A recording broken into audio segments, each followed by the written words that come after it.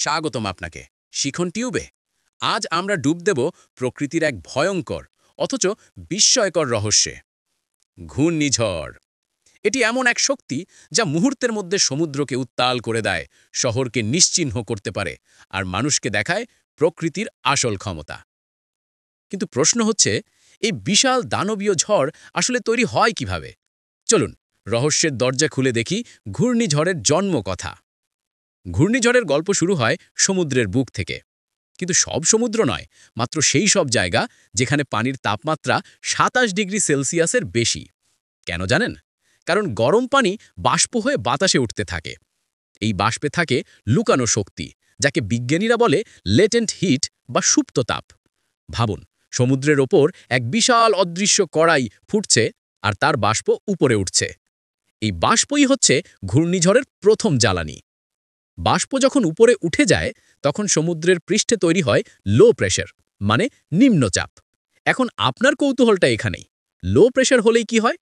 হয় এমন, চারপাশের বাতাস দ্রুত গতিতে সেই ফাঁকা জায়গা পূরণ করতে ছুটে আসে, আর সেই বাতাস যতই আসে ততই বাষ্প আরও উঁচুতে উঠে মেঘ বানায়। মেঘ তৈরি হয়, আবার শক্তি বের হয়।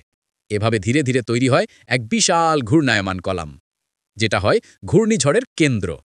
এই কেন্দ্রটাকে বলে আই বা চোখ। আর চোখের চারপাশের অঞ্চল সবচেয়ে বিপজ্জনক, যেখানে বাতাসের গতি সবচেয়ে বেশি। এবার আসে আসল ম্যাজিক, কোরিওলিস ফোর্স, মানে পৃথিবীর ঘূর্ণনের শক্তি। পৃথিবী ঘুরছে বলে বাতাস সোজা না গিয়ে বাঁক নেয়। এই বাঁক নেওয়াই বাতাসকে ঘুরিয়ে ফেলে, আর শুরু হয় ঘূর্ণিঝড়ের ঘূর্ণন।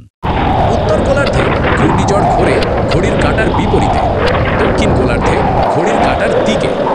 এটাই ঘূর্ণিঝড় তৈরি হওয়ার সবচেয়ে জাদুকরী অংশ। পৃথিবীর ঘূর্ণনই তাকে ঘূর্ণায়মান দানবে পরিণত করে।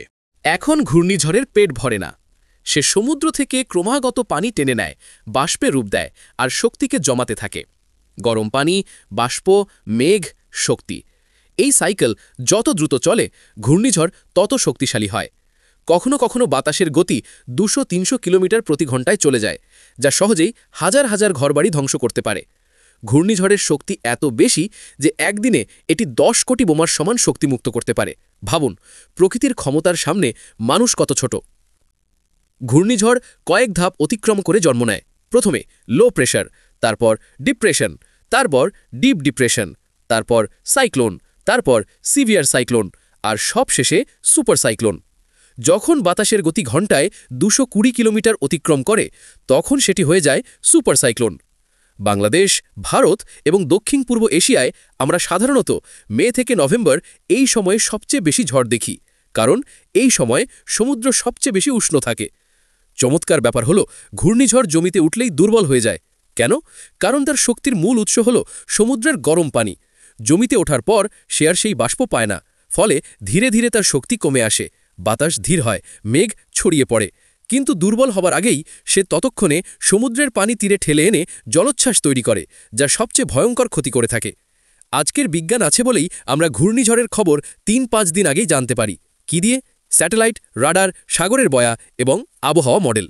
স্যাটেলাইট থেকে দেখা যায় সমুদ্রের কোথায় গরম পানি বেশি, কোথায় মেঘ জমছে, বাতাস কোন দিকে যাচ্ছে। রাডার দেখে উপকূলে কখন আঘাত করবে। এভাবে আগাম সতর্কতা দিয়ে হাজার মানুষের জীবন রক্ষা করা যায়। সব কিছু মিলিয়ে ঘূর্ণিঝড় তৈরির ৩টি প্রধান শর্ত: ১. উষ্ণ সমুদ্র ২৭°C+, ২. নিম্নচাপ সৃষ্টি, ৩. পৃথিবীর ঘূর্ণনের কারণে বাতাসের বেঁকে যাওয়া।